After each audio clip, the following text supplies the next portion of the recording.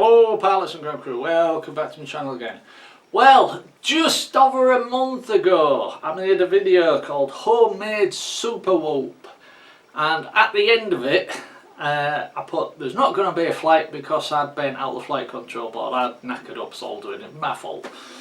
Right, and I was just waiting for a new flight control board and stuff. But then I had another problem and then I've decided to change the motors out, and I've changed a few bits and pieces and stuff. And anyhow, then with the weather. But finally got the Super Whoop built, and yeah, took her out for a maiden earlier, and she ripped. She flew really good, right? So I won't waffle anymore. I'll jump straight to the maiden flight.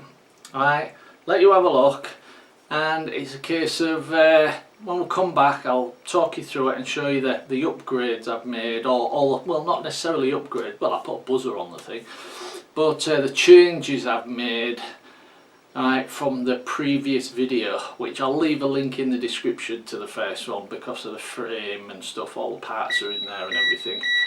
And that's my battery charger just going off. Right, because I'm hoping to get out again later on. Right, jump straight to the flight, and I'll see you in a few seconds or so. To the flight.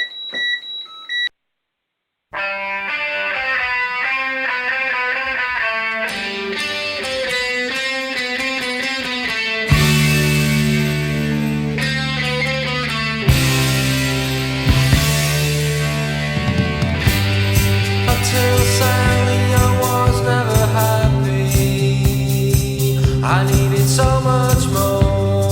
Red clouds, oh, they used to chase me. Down they would pour. Join my tears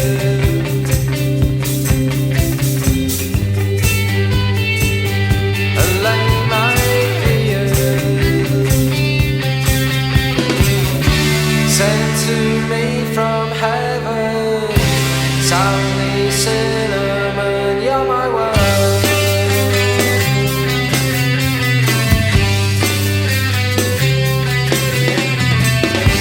Hop, hop, hop, hop, blow, blow, bubble, go. You taste the cherry, there is something, hey, you must show me. From what you are made, sugar and spice.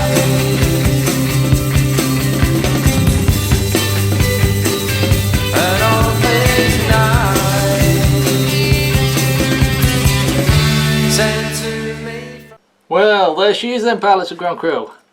She flies pretty damn good actually. As you heard, I was charging up some more batteries, right, as you just heard at the beginning of this video. Right, so I'll be taking her over to the field and giving her a bit more of a rip round, and give her a good flight. But even after that quick minute-and-a-half little maiden flight, the motors were stone cold, so I can't foresee any problems. Right, so as I've mentioned motors, since my previous video I've changed the motors out, right, because I decided I wanted to use that big bugger, the Tattoo 650mm 4 cell. Yeah, I thought I want to use a 4 cell on it, and it works great, so everything went good. But unfortunately the GEP RC motors I had on originally in the first video, the Homemade Super Whoop, right, were only rated up to 3S, so I had to get some new motors. So I got, I'll put a photograph up actually, I got the BETAFPV 1105 5000 kVs.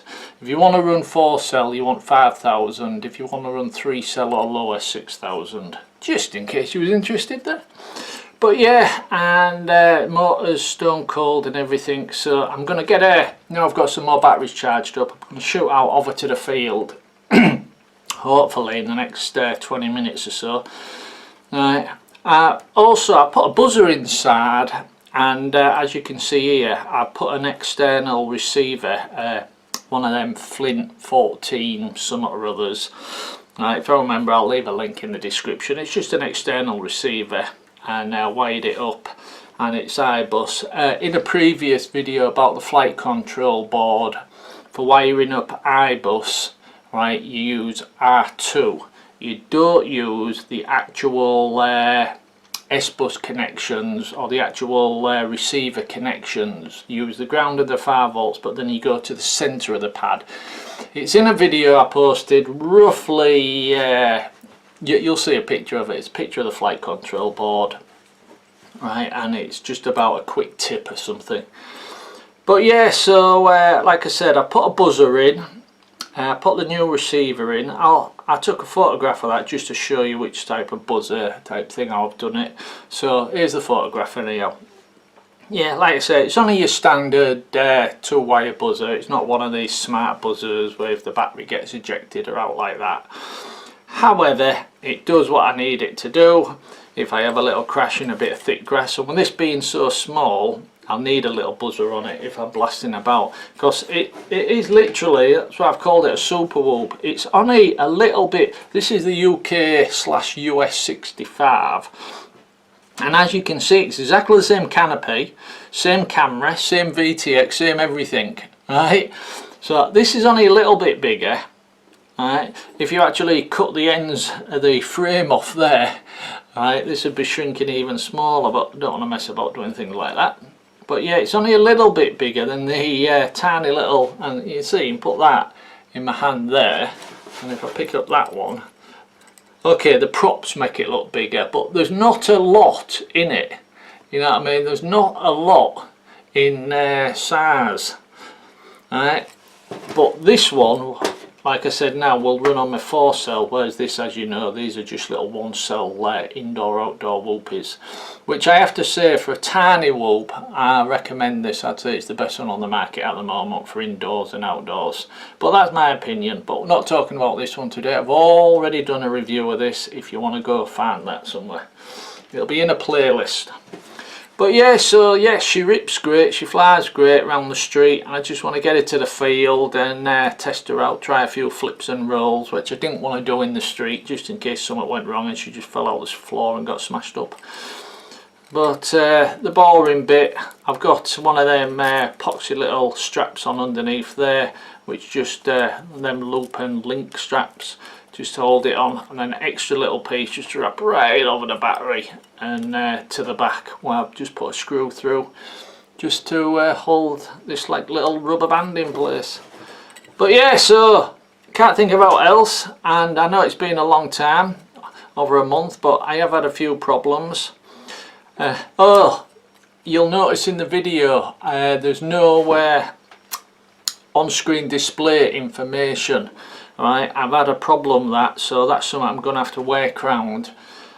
Basically, my fault again. I've on the on-screen display on the flight control board, I'd stripped the pad, right, so I can't get a video signal, so I've had to do it the old-fashioned way, just join the video in and the video out, just solder the wires together just to get an image. But I'll get that sorted for the next flight. Okay, I'm going to leave it there then. I know it took over a month before we got her in the air, but still, she's in the air now and she's flying, and to tell you the truth, I want to get out to the field and give her an half decent little rip round. Okay then, pilots and ground crew, I also want to find out how much flight time I'm going to get, because I reckon I'm going to get at least 7-8 minutes, maybe more, taking it steady. Okay then, as I said, I'm going to leave it there now. Thanks for watching, hope you enjoyed the video, and cheers. Oh, all the information, links in the description to the new motors. Sorry, I'll leave links in the description for the new motors. Alright, seeing as they're different from the first video. I'll even leave a link to the first video just in case you missed it, because that's got all the details of the where to buy the flight control board and the frame and everything, just in case you want to make one of these little super whoops, as I've called it. Okay then, now that is it. So thanks for watching, cheers.